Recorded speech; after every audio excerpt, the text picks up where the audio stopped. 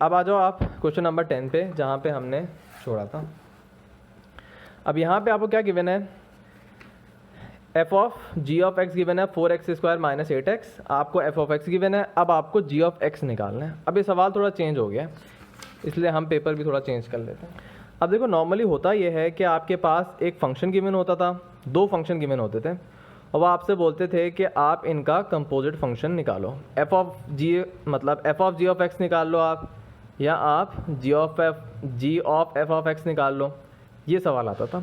अब सवाल हो गया चेंज, अब आपको कंपोजिट फंक्शन गिवन है और एक फंक्शन गिवन है, और आपको बोला गया है कि दूसरा फंक्शन निकालो, मतलब जी ऑफ एक्स। इसको निकालने का तरीका ये है कि आप इस वाले फंक्शन को कंसीडर करो। अच्छा, मैं एक और सवाल साथ आप लोगों को बता देता हूँ। देखो तीन तरीके से आ सकता है, या तो ये दो फंक्शन गिवन हो, आपको ये निकालना हो, आपको आता है निकालना ये। दूसरा तरीका क्या है कि आपको ये जो कंपोजिट फंक्शन में बाहर वाला फंक्शन है ना, कंपोजिट फंक्शन गिवन हो और ये बाहर वाला फंक्शन गिवन हो, जो ये सवाल है, ठीक। एक क्या हो सकता है कि आपको कंपोजिट फंक्शन गिवन हो, मैं कोई एग्जांपल अपनी तरफ से देता हूँ, लेट से x³ - 1 कर लेते हैं, ठीक है, ये गिवन है।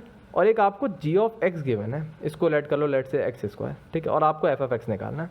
तो इन दोनों सवालों में फ़र्क है, इसमें जो कंपोजिट फंक्शन बाहर की तरफ था ना, जो आउटर फंक्शन था, वो आपको गिवन है, ठीक है, लेकिन इधर कंपोजिट फंक्शन में जो आउटर फंक्शन है ना, वो नहीं गिवन, इनसाइड वाला फंक्शन जो है वो आपको गिवन है। तो इन दोनों सवालों के करने का तरीका अलग होगा। तो ये सवाल आया हुआ है मतलब पास पेपर में, ये मैं अपनी तरफ से आप लोगों को करवा देता हूँ, ठीक। इसके करने का तरीका ये होगा, सबसे पहले आप इस वाले फंक्शन एफ ऑफ एक्स को कंसीडर करो, ठीक है।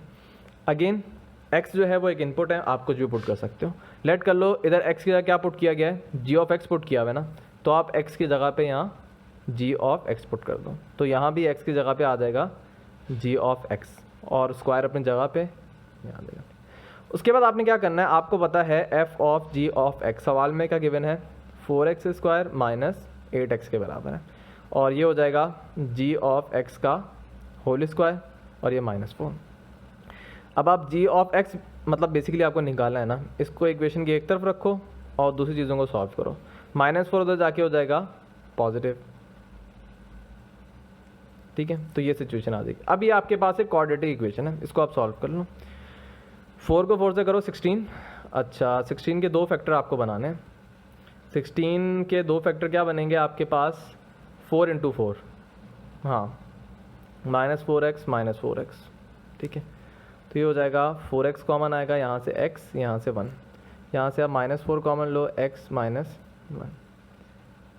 x -1 कॉमन आ गया इन दोनों में से, यहाँ से बचा 4x और यहाँ से बचा 4, ठीक है। अब आप क्या कर लो, 4 कॉमन ले लो इसमें से, इस वाली ब्रैकेट में से 4 कॉमन लो, 4 कॉमन लोगे तो यहाँ x -1 बच जाएगा, ठीक है। अब आप x -1 ये मल्टीप्लाई के क्या हो जाएंगे, x -1 का होल स्क्वायर। इस तरफ क्या चल रहा था, g ऑफ x का स्क्वायर। अब आपको वैल्यू निकालनी थी g ऑफ x की, आप क्या करो, रूट ले लो, ठीक है। तो इस तरफ रूट लोगे, स्क्वायर कैंसिल, और इस तरफ आपके पास रूट आ जाएगा। x -1 का होल स्क्वायर का रूट लोगे तो रूट से स्क्वायर से रूट कैंसिल, 4 का रूट आपको पता है 2 के बराबर होता है, तो 4 का रूट 2, x -1 होल स्क्वायर का रूट सिर्फ क्या होगा, x -1 होगा। तो अच्छा, अब आप इसको 2 को मल्टीप्लाई कर दो तो ये 2x - 2 हो जाएगा। तो ऑप्शन नंबर ए जो है ये करेक्ट हो जाएगा। यहाँ पे मैं एक चीज़ करेक्ट कर लूँ, आमतौर पर स्टूडेंट पता है क्या समझेंगे, वो ये कंसीडर करेंगे कि ये क्वाड्रेटिक इक्वेशन है और इसको कैलकुलेटर से निकालेंगे। ये गलती करने से पता है क्या होगा, जब कैलकुलेटर से निकालोगे ना, कैलकुलेटर यहाँ तक पहुँचेगा, ठीक है। कैलकुलेटर बाय डिफ़ॉल्ट इस इक्वेशन को किसके बराबर लेगा, 0 के बराबर लेगा। आपने जो भी क्वाड्रेटिक इक्वेशन सॉल्व की हुई है उसमें इक्वल टू 0 होता है ना, तो कैलकुलेटर ये वाला कंसीडर करेगा, करते करते यहाँ पे वो आ जाएगा, ठीक है। अगर आप गौर से देखो तो यहाँ पे जब वो इक्वल टू 0 आएगा तो कैलकुलेटर क्या करेगा, 4 को जाके डिवाइड कर देगा 0 से, तो आपका सवाल पता है क्या बन जाएगा, आपका सवाल बन जाएगा ये, 4 को डिवाइड कर दो 0 से, 4 का क्या काम है, ये हो जाएगा x -1 का होल स्क्वायर, ठीक है। उसके बाद आप जब स्क्वायर रूट लोगे तो वैल्यू क्या आ जाएगी, x = 1 आ जाएगी। तो कैलकुलेटर में जब आप सॉल्व करोगे ना तो आपको x की वैल्यू 1 दे रहा होगा वो, ठीक है। अब देखो जो तो समझदार लोग हैं, अगर क्वाड्रेटिक इक्वेशन से कैलकुलेटर में आपको वैल्यू 1 मिल रही है, सिर्फ एक वैल्यू आ रही है आपके पास, मतलब 1 वैल्यू नहीं, सिर्फ एक वैल्यू आ रही है, तो इसका मतलब होता है दोनों वैल्यू सेम है, रूट इक्वल है। तो आप इस तरह लिख सकते हो इसको, ठीक। जो समझदार लोग हैं वो इस तरह लिखेंगे इसको, x minus one x minus one. तो अगर आप कैलकुलेटर से निकालोगे डायरेक्ट आपको ये आंसर मिलेगा और इससे आप फैक्टर की फॉर्म में इस तरह लिखोगे, ठीक। और अगर आप इसके बाद आप क्या करोगे, आप x माइनस वन का होल स्क्वायर कर दोगे। तो आप इस पूरी इक्वेशन को सिंप्लीफाई करके आप क्या करोगे, सिर्फ x माइनस वन का होल स्क्वायर पे ले आओगे। और जब आप इसका रूट लोगे तो 4 तो है नहीं, आंसर आपके पास क्या आएगा, x minus one whole square का रूट क्या होगा, सिर्फ x माइनस वन होगा, और वो आपको ऑप्शन में नज़र नहीं आ रहा होगा। तो गलती ये है कि सवाल में ये इक्वल टू ज़ीरो नहीं है और कैलकुलेटर आपको इक्वल टू ज़ीरो रख के वैल्यूज़ देता है। तो गलती नहीं करना इस सवाल में, कैलकुलेटर से सॉल्व नहीं करना, वरना आपका आंसर गलत आ जाएगा। बहरहाल इतनी आप डिटेल में नहीं जाएंगे, उम्मीद है समझ आ जाना चाहिए। अच्छा, इसमें देखो आप, ठीक, अगर ये फंक्शन आपके पास गिवन है, इसको किस तरह सॉल्व करोगे। अब जो कंपोजिट फंक्शन आउटर फंक्शन है वो नहीं गिवन, इनसाइड वाला फंक्शन गिवन है और आउटर फंक्शन आपको निकालना है। करने का तरीका ये है कि ये कंपोजिट फंक्शन है ना, ठीक है, इसमें g ऑफ x है ना, इसकी वैल्यू आपको पता है एक्स स्क्वायर के बराबर है। तो आप इस वाले फंक्शन में g ऑफ x से जाके आप पुट कर दो एक्स स्क्वायर, ये मैंने एक्स स्क्वायर पुट कर दिया और बाकी फंक्शन अपनी जगह पर रहेगा। उसके बाद अगर आप गौर से देखो, आपको एफ ऑफ एक्स स्क्वायर नहीं निकालना, आपको सिर्फ एफ ऑफ एक्स फाइंड करना है, f of x square find नहीं करना, ठीक है। जब आप इस पे फंस जाओ ना आके, उसके बाद एक टेक्निक यूज़ करते हैं हम। टेक्निक क्या करते हैं, या तो आप x1 ले लो या x प्राइम ले लो, कुछ भी ले लो, लेट से x1 लेते हैं। आप x1 को लेट कर लो एक्स स्क्वायर, जो भी अंदर चीज़ लिखी हुई है ना उसको आप एक्स स्क्वायर के बराबर लेट कर लो। ये उस वक्त लोगे जब आपके पास एफ ऑफ एक्स ना है, या एफ ऑफ एक्स नहीं है, या एफ ऑफ एक्स स्क्वायर है और आपको एफ ऑफ एक्स निकालना है। तो आप क्या करो, x1 को लेट कर लो जो अंदर लिखा हुआ है एक्स स्क्वायर के, ठीक है। और आप कोशिश करो, सबसे पहला स्टेप ये करना है आपने। उसके बाद सेकंड स्टेप ये होगा कि इस इक्वेशन में जहाँ भी x की फॉर्म में आया हुआ है ना, मतलब पूरी चीज़ x की फॉर्म में होगी ना, तो आप उस x की फॉर्म को कन्वर्ट कर लो x1 की फॉर्म में, ठीक है। किस तरह करोगे वो मैं बताता हूँ। आपको पता है एक्स स्क्वायर बराबर है x1, आपने एक्स क्यूब को चेंज करना है x1 की फॉर्म में, ठीक है। किस तरह चेंज करोगे, आपको इधर 3 चाहिए, ठीक है। तो 3 लाने के लिए आप क्या कर सकते हो, 3 ओवर पावर 3 ओवर 2 ले लो इसकी। तो इस तरफ भी पावर 3 ओवर 2 लिया आपने, इस तरफ भी आपको पावर 3 ओवर 2 लेनी पड़ेगी। मतलब जो काम करते हो आप इक्वेशन के दोनों तरफ करते हो, तो इक्वेशन के दोनों तरफ आपने 3 ओवर 2 पावर ले ली। आपको पता है 2 से 2 कैंसिल, एक्स क्यूब बराबर हो जाएगा x1 की पावर 3 ओवर 2। अब आपको x क्यूब है वो भी x1 की फॉर्म में चेंज हो गया, एक्स स्क्वायर वो भी x1 की फॉर्म में चेंज हो गया। अब आप इसमें पुट कर दो एक्स स्क्वायर की जगह, एक्स स्क्वायर किसके बराबर है, सिंपल x1 के बराबर है, ठीक है। एक्स क्यूब किसके बराबर है, x1 की पावर 3 ओवर 2 के बराबर है, ये आपके पास आ जाएगा। अब आपको पता है x जो है ये प्लेस होल्डर है, आप x लिख दो, y लिख दो, p कुछ भी लिख दो। अब यहाँ x1 है, आप कुछ भी लिख सकते हो, आप इसको p भी लिख सकते हो, f ऑफ p बराबर है p की पावर 3 ओवर 2 माइनस 1। नॉर्मली हम क्या लिखते हैं, हम x लिखते हैं, तो x1 को अब आप रिप्लेस कर दो x से, ठीक है। ये करने का मकसद ये कि पहले x की फॉर्म में था ना, अगर मैं x के बराबर लेट करता तो आप लोग कंफ्यूज होते हैं। तो एंड पे आप पूरा सवाल सॉल्व करो और क्या लिख दो एंड पे, जो भी आपके पास वेरिएबल है ना, जो भी वेरिएबल आपके पास आ रहा है उसको आप चेंज कर दो x की फॉर्म में, तो ये आपके पास पूरा फंक्शन आ जाएगा, ठीक है। तो ये वाला सीन बहुत मुश्किल हो जाता है, इस तरीके से आपने प्रॉपर स्टेप को फॉलो करके लेके जाना है। एंड पे आप अपना आंसर वेरीफाई भी कर सकते हो, ये g ऑफ x है, ये f ऑफ x है, ठीक है। आप इनका कंपोजिट फंक्शन निकालो f डॉट g, देखना इसी के बराबर आएगा, इसके बराबर आएगा तो आपका आंसर वेरीफाई हो जाएगा। अच्छा जी, उसके बाद अब आपके पास क्या गिवन है, f ऑफ x गिवन है, g ऑफ x गिवन है, आपको कंपोजिट फंक्शन निकालना है और उसके इनपुट में 2 पुट करना है। तो कंपोजिट फंक्शन निकाल लो आप। अब तो ये मेरे ख्याल में बहुत बच्चों वाली चीज़ है, बहुत दफ़ा करवाई है, ठीक है। कंपोजिट फंक्शन क्या आएगा, x के इनपुट में आपने g ऑफ x पुट करना है, ठीक है। अच्छा मैं तरतीब से ले जाता हूँ, f ऑफ x बराबर है x प्लस 2, ठीक है। Composite function f dot g का मतलब होता है कि f के इनपुट में आप g ऑफ x पुट करो, तो जहाँ जहाँ x है वहाँ आप g ऑफ x पुट कर दो, यहाँ भी g ऑफ x आ जाएगा, ठीक है। अब g ऑफ x क्या है, आपको पता है x प्लस 1 के बराबर है, ठीक है। तो यहाँ x प्लस 1 लिखने की ज़रूरत नहीं है क्योंकि g ऑफ x पहली है, इसको हम सॉल्व करते हैं ना। तो g ऑफ x क्या है, x प्लस 1, ये हो जाएगा और ये आ जाएगा x प्लस 3। तो f of g of x आपके पास क्या आ गया, x प्लस 3। अब आपको कंपोजिट फंक्शन निकालना है 2 पे, मतलब कंपोजिट फंक्शन के इनपुट में आपने 2 पुट करना है। तो x की जगह पे आप क्या पुट कर दो, 2 पुट कर दो, तो 2 प्लस 3 क्या हो जाएगा, 5 के बराबर हो जाएगा, ठीक है। इस नोटेशन को हम इस तरीके से भी लिखते हैं और इसको हम इस तरीके से भी लिखेंगे जो सवाल में उन्होंने लिखा है, दोनों का मतलब सेम ही होता है कि कंपोजिट फंक्शन के इनपुट में आपने 2 पुट करना है। उसके बाद आपके पास गिवन है f ऑफ x गिवन है और आपको f ऑफ इनवर्स निकालना है और उसके इनपुट में -2 पुट करना है। तो फंक्शन क्या है x+3, इसका इन्वर्स फंक्शन निकालो जल्दी से। सबसे पहले y लिख दो, पोजीशन इनकी इंटरचेंज कर दो और y के लिए सॉल्व करो, ठीक है। ये 3 ही स्टेप होते हैं, ये आपके पास एक आ गया, एंड पे आप इस तरह लिख दो इन्वर्स फंक्शन। अब पुट क्या करना है आपको, इन्वर्स फंक्शन के इनपुट में आपने -2 पुट करना है, तो आप -2 पुट कर दो, ठीक है। यहाँ भी -2 आ जाएगा, -2 -3 किसके बराबर होगा, -5 के बराबर होगा। तो ऑप्शन नंबर ए जो है वो करेक्ट होगा। आखिरी है 14 तो हमने कर लिया था, inverse function of y = x+1। बहुत ही बच्चों वाला यार, अभी तो निकाला ही है। ये फंक्शन गिवन है, मतलब आपको अब ये वाली फॉर्म गिवन है। पहले ये होती है ना आमतौर पे, तो हम f(x) की जगह y लिखते हैं, अब पहली y लिखा हुआ है उन्होंने। तो y = x+1 का इन्वर्स फंक्शन क्या होगा, पोजीशन इंटरचेंज करो इनकी, ठीक है, y के लिए सॉल्व करो, ठीक है। तो ये आपके पास एक इन्वर्स फंक्शन आ जाएगा जो किसके बराबर है, x-1 के बराबर है। ऑप्शन नंबर डी जो है वो करेक्ट हो जाएगा। उसके बाद इसका बाकी पोर्शन जो है वो आगे है, तो हम वहाँ देख लेते हैं, ये है, ठीक है। अब इसमें कुछ आपको सीक्वेंसेस जो हैं, जो आपका 1.3 से स्टार्ट हो रही है, 1.3, 4, 5, उसके सवाल आएंगे, फिर 1.6, 1.7 के आएंगे। सबसे पहला सवाल क्या है, ये बहुत बच्चों वाले सवाल हैं, अगर आपने चैप्टर 6 फर्स्ट ईयर का सही पढ़ा हो तो आप कर लोगे आसानी से। सबसे पहला सवाल ये है कि एक सीक्वेंस गिवन है आपको 1/3, 1/9, 1/27, और आपसे पूछ रहे हैं कि भाई इसकी जनरल टर्म निकालो। है तो ये जीपी, लेकिन आपको टेंशन लेने की ज़रूरत ही नहीं है।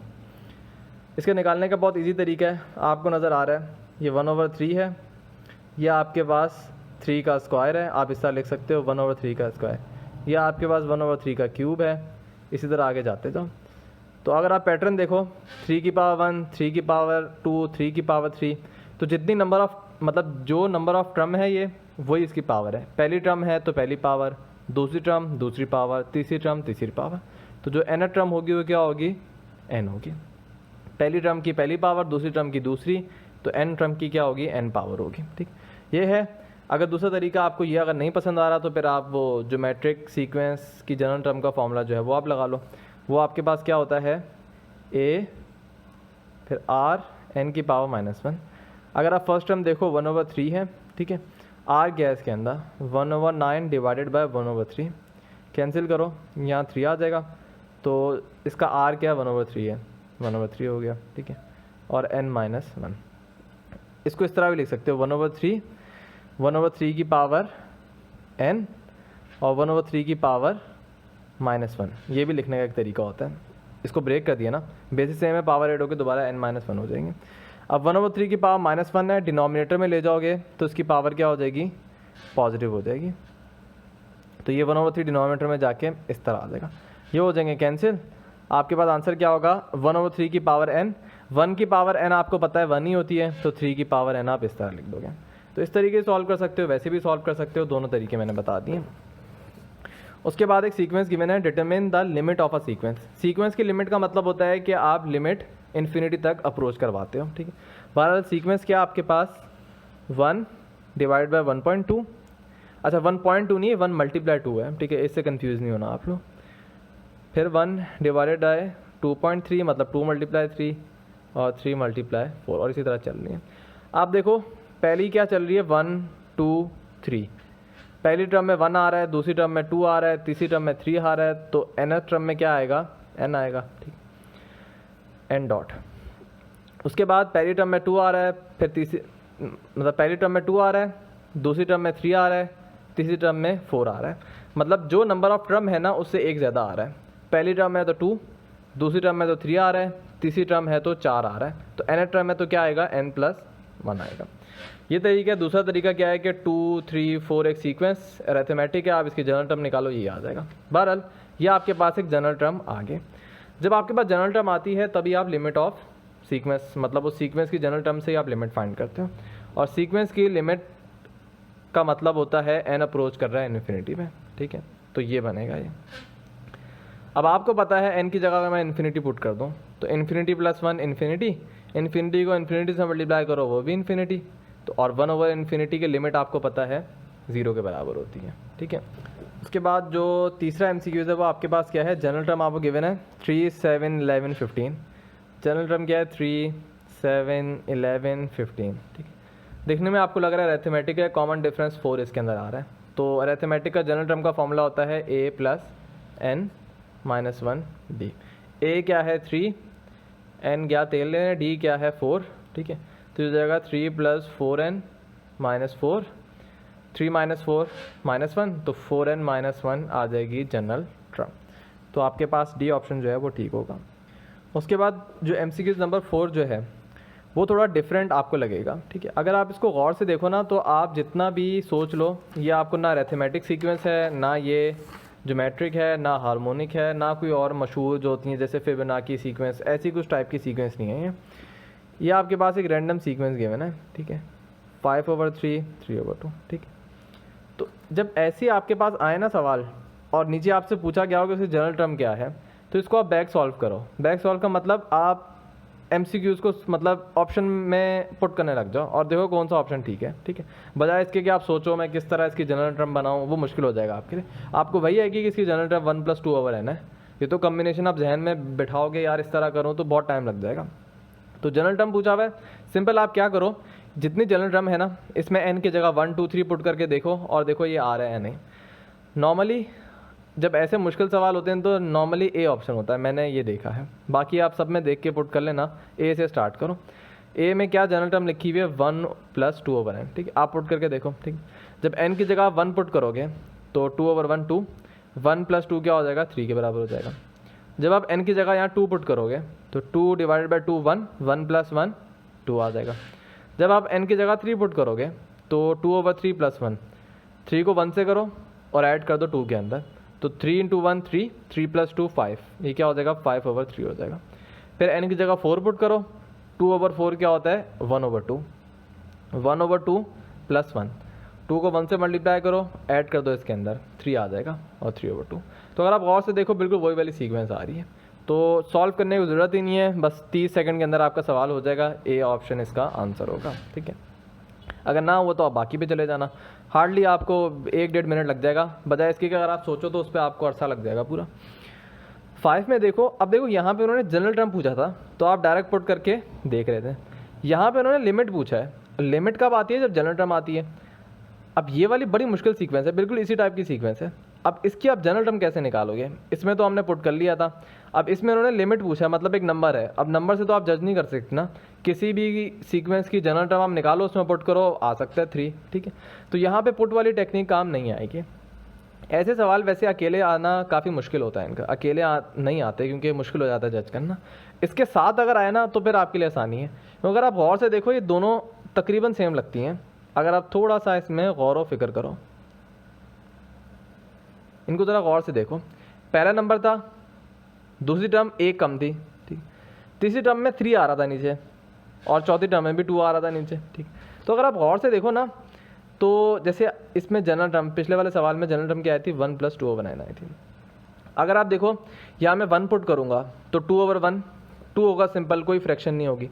अगर मैं 2 पुट करूँगा तो तब भी कोई फ्रैक्शन नहीं होगी, 2/2 2 होगा और 2 + 1 3, कोई फ्रैक्शन नहीं। लेकिन जब मैं 3 पुट करूँगा तो 2/3 तो सॉल्व नहीं होगा, तो आपके पास एक फ्रैक्शन आ जाएगी, ठीक है। इसी तरह जब मैं 4 पुट करूँगा यहाँ पे, ठीक है, तो 2/4 क्या होगा 1/2, 1/2 आपके पास फ्रैक्शन है, सॉल्व करोगे एक और फ्रैक्शन आएगी। तो यहीं से आपको देख के आइडिया हो जाएगा कि ये बिल्कुल इसी टाइप का क्वेश्चन है। सॉल्व किस तरह करोगे भाई, देखो आपको 5 लाना है पहले। अगर आप n की जगह 1 पुट करो तो यहाँ तो आ गया 2, 2 के अंदर क्या ऐड करो 5 5 3, तो यहाँ से आपको दिखने में इसकी जनरल टर्म क्या लग रही है 3/2n। वेरीफाई भी कर सकते हो, लेट से n की जगह आप 3 पुट कर दो, ठीक है। तो 3 + n की जगह 3 पुट करो 2/3 हो जाएगा। 3 को 3 से करो 9, 9 + 2 11, तो दिखने में लग रहा है तीसरी टर्म 11/3 है, ठीक है। तो अगर ये इसके साथ आया सही है, वरना अकेले काफ़ी मुश्किल हो जाएगा आप लोगों के लिए, फिर काफ़ी सोचना पड़ेगा आप लोगों को कि इसकी जनरल टर्म हम किस तरीके से निकालें। उसके बाद 6 है the limit of a sequence. एक सीक्वेंस गिवन है 1 2 3 और चलती जा रही है, तो दिखने में लग रहा है, अच्छा लिमिट निकालने के लिए हम क्या करते हैं, सबसे पहले जनरल टर्म निकालते हैं। और इस सीक्वेंस की जनरल टर्म आपको पता है 1 2 3, तो जनरल टर्म क्या होगी n के बराबर ही होगी। और n की लिमिट किस तरह निकालोगे आप, बहुत ही बच्चों वाला सवाल है। सीक्वेंस की जनरल टर्म n आई है, n की जगह जब इन्फिनिटी पुट करोगे तो आंसर भी क्या आएगा, इन्फिनिटी आएगा। तो ऑप्शन नंबर ए जो है वो करेक्ट होगा।